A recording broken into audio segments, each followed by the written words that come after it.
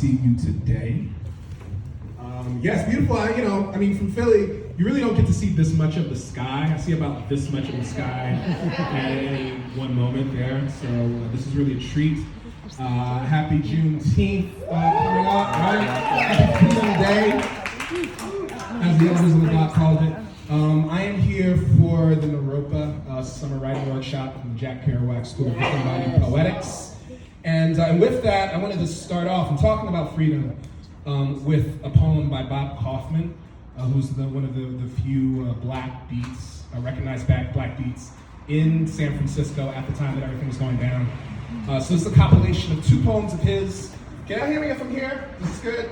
Yeah. All right, bet. This is a bunch more comfortable up here. Thank you. A combination of All Those Ships That Never Sailed and The Night That Lorca Comes. The night that Lorca comes shall be a strange night in the South. It shall be a time when the Negroes leave the South forever.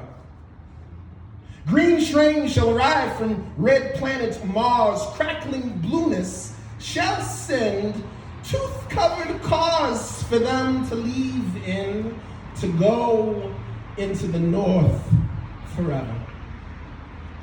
And I will see my little girl's mother again with a cross that is not burning, and her shirts of black of all colors, her aura of the familiar. And the South shall weep bitter tears to no avail, for the Negroes have gone into the crackling blueness.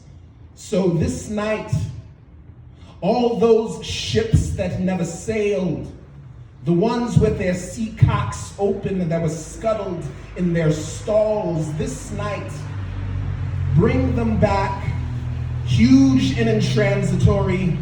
Let them sail forever.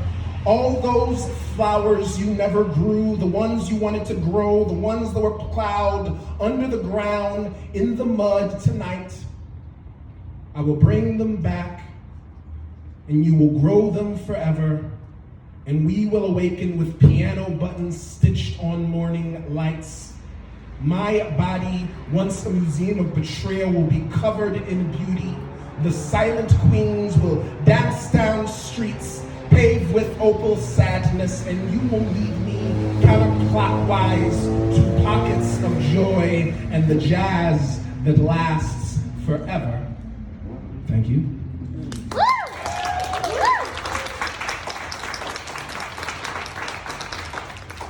So in addition to being Juneteenth, happy Pride Month, everyone. Right. Let it out. I am a queer Negro. I like to say I get it from both sides, and I'm Negro on both sides as well. So, these are a couple of poems about the process of being able to get there, to say such a thing on stage as a black man. This poem is called I Woke Up Like This. And it's after Jamaica Kincaid's Girl. The day your balls seemed plausible, shape up hairline borders business crisp, apply close fades clean to nothing, layer taut cornrows when the Guyanese braider blesses you with touch, brush coarse boars bristle into oily swirls, tighten wave caps. Whatever works, boy, just please don't go out looking like that.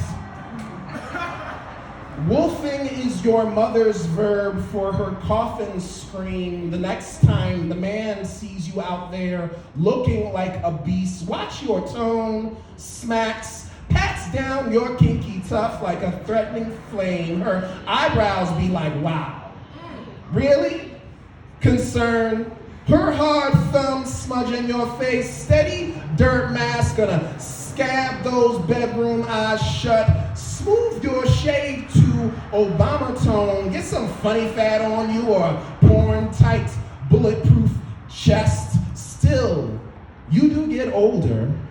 And on Market Street, every homeless man stretching out his assy wrist is Uncle What's-His-Name. You're just some what's-his-name scrounging the cracks for loose butts wherever you drag your dirty ass past the fashion district, window dressing, post EBT meals, and between gigs, you look too straight in the pop gun that follows you, snaps, sprint, hide, or just let the gun flash, sexy for guys and off-white and warning yellows and Caucasian pink. You're not that old, but you close, boy, you close. Whatever you think you're doing, honey, please stop. It's not cute.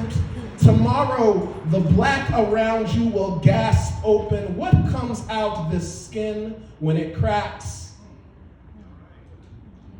This is Boyhoods 2. Pressing chunks of scab into toy microscope slides is a kind of sexuality. Lust as, in this body, what can a body do? My body's the only skin it is safe for me to touch.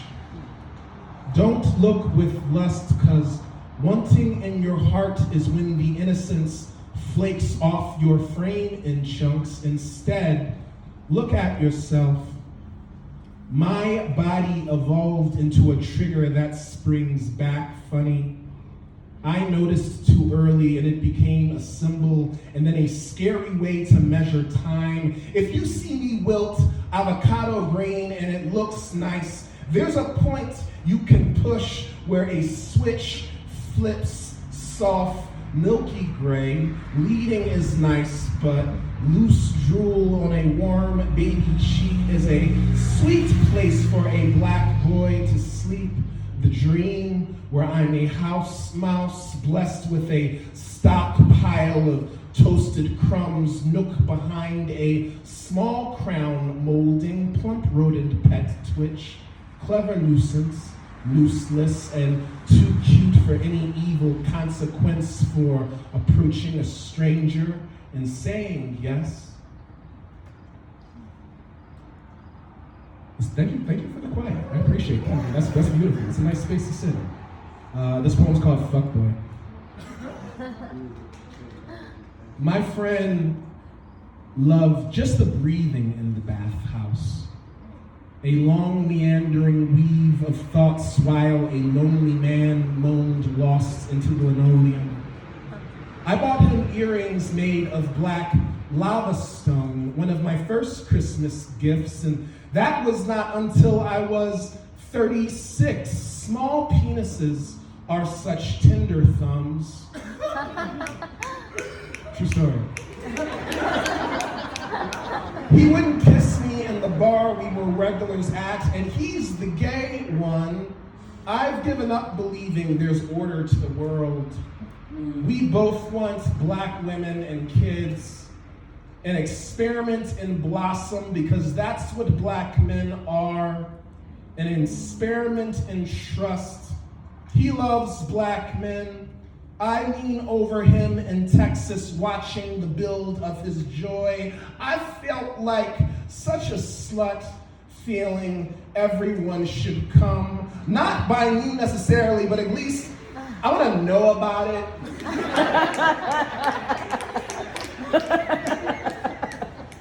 Also true story. That everyone ruptures someday, a build towards a disappearing of this harsh view of the world. Sunday light, unconscious, toothy smile. Woo! That's cool. That was the back of the stage. You're wearing that. That's a little dangerous. That's a little dangerous. That's all right. It's okay. Y'all doing okay out there? Doing good? All right.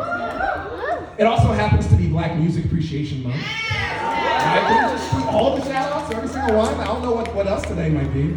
Somebody get on Wikipedia, we can see. We'll do some poems. So this is from my latest book, Bird Diz and a Racist History of Bebop. There are a couple over there. I would love to not have to bring them on my plane back to Philly later, so feel free to hit me up, because I will gladly give you a copy for just 15 smackaroons. I'm going to do a couple of poems out of that. All of these poems are erasures of the erased stories of jazz musicians, in particular Charlie Parker and Dizzy Gillespie. This is at the beginning of the story. It's called An Open Mic hood bar full of black folk. The first modern became a small informal playhouse. Redacted, a former Saks and Harlem delegate to local, opened this small club for people to meet and relax. And if you like play there, even the kids on the sidewalk danced. This is about the 1930s. There were a number of fresh trumpet developments. Let's title it. The Real. By 16, redacted, disappeared, couldn't read music yet. Only way, keep the job, note by note, copied more unconsciously, unlocked in New York City, listened, form bills, experience, trace, pirated solos pirated, run faster, more change, more notes between similarities, between contours, more notes, between masters, between variations, masters, more notes between similarities, variations beyond company and heat, beyond the natural limits and sense and form solo, push valves down, at last the masks off. This poem's for Charlie Parker. This is Game 5, but 1941 and on a bar stage high. He almost landed most nights. Most nights he almost landed. Man, Bird would be up and under a side street, either to play or swing, either to play on or turn. Bird was a Jordan on drums, on a curtain of drums. Jordan was redacted. Fingers fertile, packed. The composition collapsed from the shock. He remained aware, absorbent, and thinking behind the sometimes scat-singing general clowning of the man. Pace works, love discipline. His real name is redacted, dizzy, redacted. This poem's called Charlie, of course, continued to battle. Charlie was drinking and was drinking down and was drinking the relaxed circumstances and was drinking for the desire and was drinking to counteract the desire for drugs and was drinking the drugs and was drinking the symptoms at this stage and was drinking onto the stage and was drinking drugs, becoming ideas onto the stage and was drinking the stage and was drinking to perform less and was drinking to perform Carnegie Hall, shared, and was drinking to function physiologically without becoming re-addicted, and was drinking to get up, and was drinking drugs, pushed from the wings, onto the stage, asleep in the bath and broke, and drinking to counteract the desire to drug time quick. Someone would know where something real good is at 5 or 6, and Bird would go with them. This is the last piece from that series. Charlie Parker died in March 12th of 1955 at the age of 34. He died of complications with heroin, which he took after an accident earlier in his life. He suffered with for a long time. And this poem he died actually in a baroness's apartment, which is weird, while he was watching the Dorsey Brothers variety show on TV at the time. This poem's called Shakespeare, Belt Around His Arm, Baroness House, and the Key and Peele Marathon. Realities knew very clearly within me.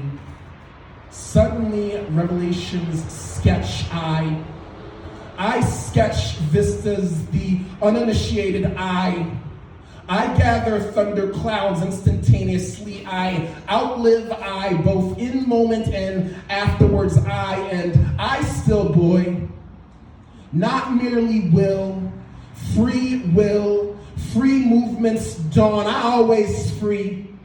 I dawn movements, free will, and not merely boy. Still, boy, I'm not merely redacted. Redacted, I, he pleads. defeated. Let's get together again. Before it's too late. Anything. I heard someone. I heard someone. Anything. I.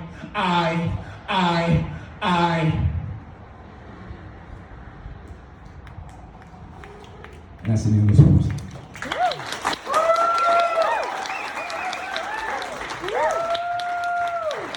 I'm going to do two more for you, I think. Yeah, I think so. All right. Let's see. Do I want to do this one? I think so. And I mean, like, to be able to do, and to be here for Juneteenth, I'm looking forward to kind of going back to Philly and just, luxuriating in Black joy and just beautiful Black people. Yeah, just kind of like enjoying life and enjoying each other and being able to celebrate in the sun. Like, thank God, one day that's actually in the summer where we can celebrate each other. So this poem, it speaks to that for me.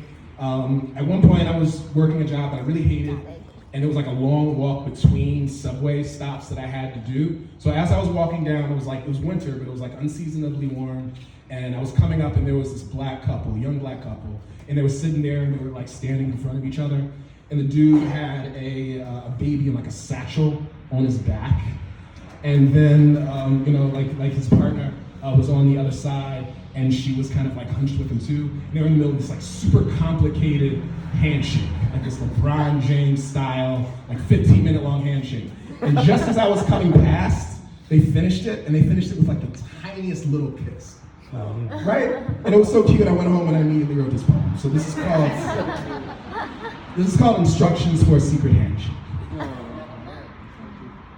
The one hand patty cake right into the backhand side. A 5-finger ET the extraterrestrial slide the inside holster to the crook of our thumbs, mad precise like with a bump at the end, maybe 2 smirks, twin arm wrestler elbows, the fulcrum of our hands now swinging suggestion of a shadow bird casting release.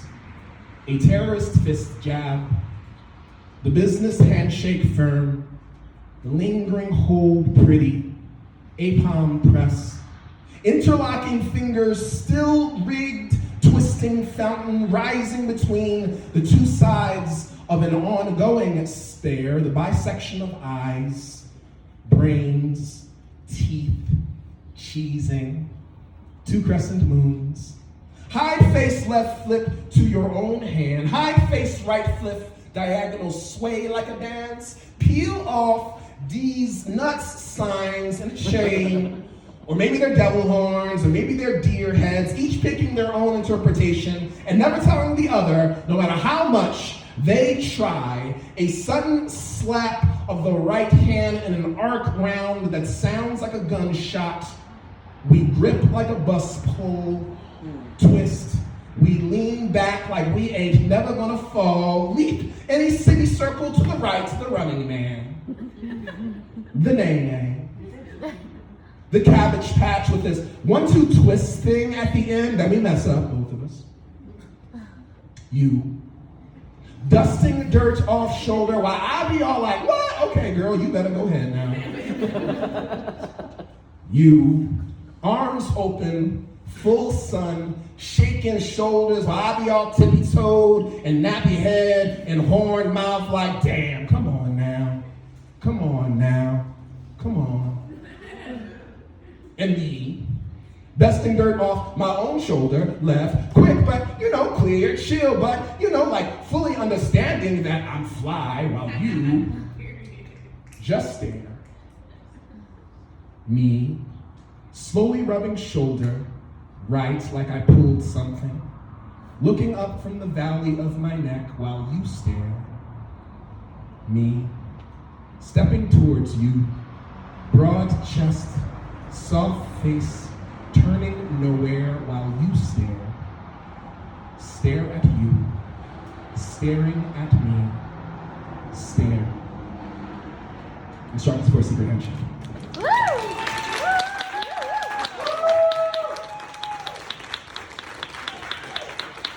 Thank y'all so much for coming here. It's always so difficult to start off a new show at a new venue, so just being able to be here to support and to build that energy and to create a community, because every reading is a community, means so much. Thank you so much, Lucy, for bringing me out here. I appreciate you. I'm just going to end with a piece of a poem by Lucille Clifton. Won't you celebrate with me that every day something has tried to kill me and has failed. Thank you.